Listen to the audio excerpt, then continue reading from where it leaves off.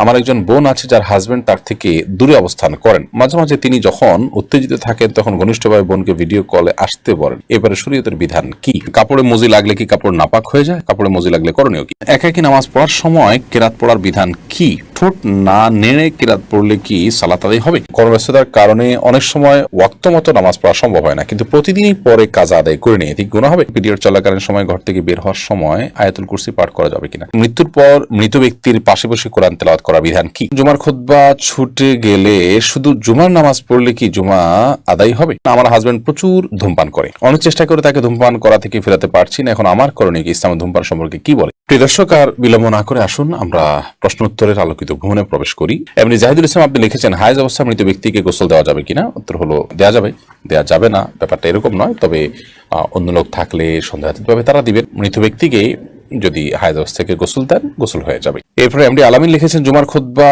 ছুটে গেলে শুধু জুমার নামাজ পড়লে কি জুমা আদায় হবে? জুমার খুতবা যদি ছুটে যায় তাহলে সেক্ষেত্রে শুধু জুমার নামাজ যদি পড়েন তাতেও আপনার জুমা আদায় হয়ে যাবে, অর্থাৎ ওয়াক্তের জুমা আদায় করেছেন এই সপ্তাহে, সেটি বলা যাবে। কিন্তু এমনটি নিয়মিত হওয়া সন্দেহাতীতভাবে গর্হিত কাজ, কারণ জুমার খুতবা শোনাটাও কিন্তু ওয়াজিব, বিদেশে ওয়াজিবটা ছুটে যাচ্ছে, আপনার ত্রুটিপূর্ণ হচ্ছে। এমনি মতিউর রহমান মতি আপনি লিখেছেন, বিয়ে ঠিক হয়েছে, এখন এই মেয়ের সাথে কথা বলতে পারবো না? ঠিক হয়েছে, আপনি তখন কথা বলতে পারবেন না। বিয়ের আগদ হয়ে গেছে, প্রস্তাব সম্মতি হয়েছে দুজন সাক্ষীর সামনে, তারপর আপনি কথা বলতে পারবেন। ঠিক হয়েছে এর মানে হলো জাস্ট মুখোমুখি ঠিক হয়েছে, আগদ এখনো হয়নি। আর এরকম অবস্থাতে একান্ত প্রয়োজনীয় কোনো বিষয় একজন আরেকজনকে কোনো গুরুত্বপূর্ণ বিষয় জানতে চাইছেন, কিংবা হয়তো কারোর জন্য কেউ কিছু কেনাকাটা করবেন, মাপ জানতে চাচ্ছেন, এগুলো যদি হয় তাহলে টেক্সট মেসেজের মাধ্যমে ফেতনামুক্তভাবে করতে পারেন। কিন্তু এখনো যেহেতু আগদ হয়নি, অতএব আপনার স্বামী স্ত্রী নন, বিদায় স্বামী স্ত্রী সুলভ আলাপ সালাপ, খোশ গল্প, প্রয়োজন ছাড়া আলাপচারিতা, কথাবার্তা, সেগুলো কিন্তু বলা জায়েজ হবে না। আকলিম আক্তার লিখেছেন, নামাজ কখন পড়া উত্তম? ওয়াক্ত শুরু হলে নাকি আজানের পর? ওয়াক্ত শুরু হলে দ্রুততার সাথে নামাজ পড়া উত্তম, তবে জোহর নামাজ খুব বেশি গরম হলে একটু দেরিতে পড়াটা উত্তম। এমনি রফিকুল ইসলাম আপনি লিখেছেন, একাকী নামাজ পড়ার সময় কেরাত পড়ার বিধান কি? ঠোঁট না নেড়ে কেরাত পড়লে কি সালাত আদায় হবে? না, সালাত আদায় হবে না, আপনাকে ঠোঁট নাড়তে হবে। ঠোঁট যদি আপনি না নাড়েন তাহলে সেক্ষেত্রে সালাত আদায়ের জন্য যে কেরাত পাঠের আবশ্যকীয়তা সেটা আদায় হবে না। মনে মনে পড়লেন, সেটাকে তেলাওয়াত বলা হবে না, কেরাত আপনাকে পড়তে হবে। নবী করিম সাল্লাল্লাহু আলাইহি ওয়াসাল্লাম বলেছেন, লা সালাতা লিমান লাম ইয়াকরা বিফাতিহাতিল কিতাব, যে ব্যক্তি সূরা ফাতিহা পাঠ করেনি তার সালাত হবে না।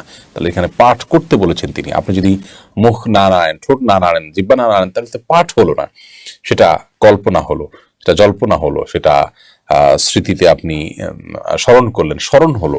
তো স্মরণ করতে তো বলা হয়নি, বলা হয়েছে পাঠ করতে। অতএব আপনি ছোট না নামলে নামাজ হবে না। এসবি শান্তা ইসলাম লিখেছেন, আমার হাজবেন্ড প্রচুর ধূমপান করে, অনেক চেষ্টা করে তাকে ধূমপান করা থেকে ফেরাতে পারছি না, এখন আমার করণীয় কি? ইসলামে ধূমপান সম্পর্কে কি বলে? ইসলামে ধূমপান করা অবশ্যই নিষিদ্ধ কাজ।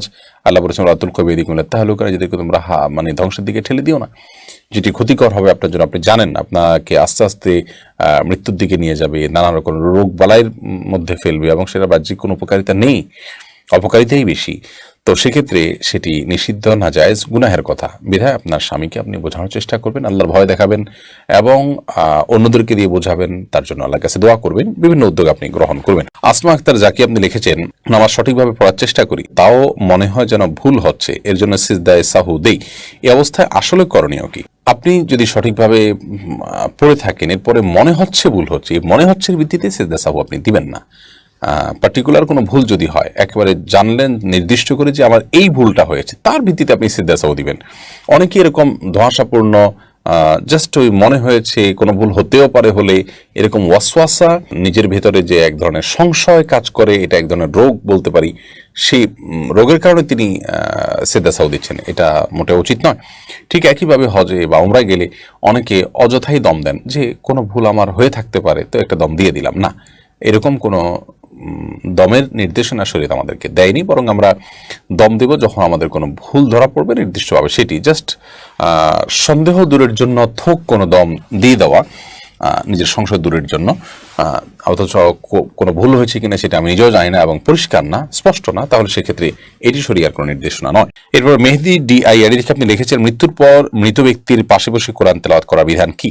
মৃত ব্যক্তির পাশে কোরআন তেলাওয়াত করার বিশেষ কোনো প্রয়োজনীয়তা নেই। কোরআন তেলাওয়াত যিনি করবেন, জোরে জোরে যখন তেলাওয়াত করি তখন আমরা জীবিত মানুষকে শোনাবো, মৃত ব্যক্তিকে তার শোনাতে পারবো না।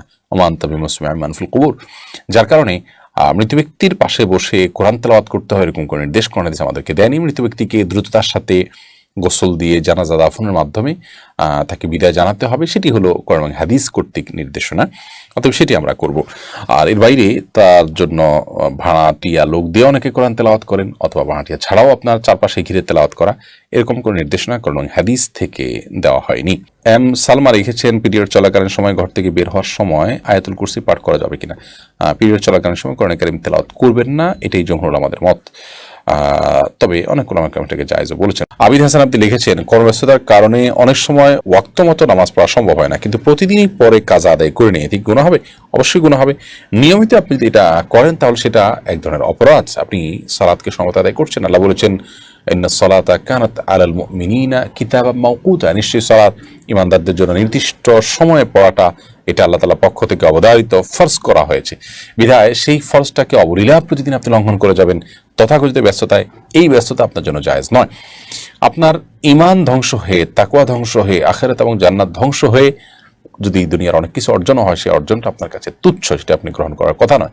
আপনাকে যদি নিঃশ্বাস আটকে রেখে কাজ করতে বলা হয় এবং তার বিনিময়ে আপনাকে অনেক টাকা অফার করে, আপনি নেবেন না, কারণ জানে না থাকলে, জীবনে না থাকলে, বেঁচেই না থাকা গেলে এই টাকা দিয়ে আমি কী করবো? ঠিক একইভাবে নামাজে যদি পড়তে না পারি, আমার আখিরাত পুরোপুরি ধ্বংস হয়ে যায়, তাহলে সেক্ষেত্রে এই ব্যস্ততার কী মানে থাকতে পারে?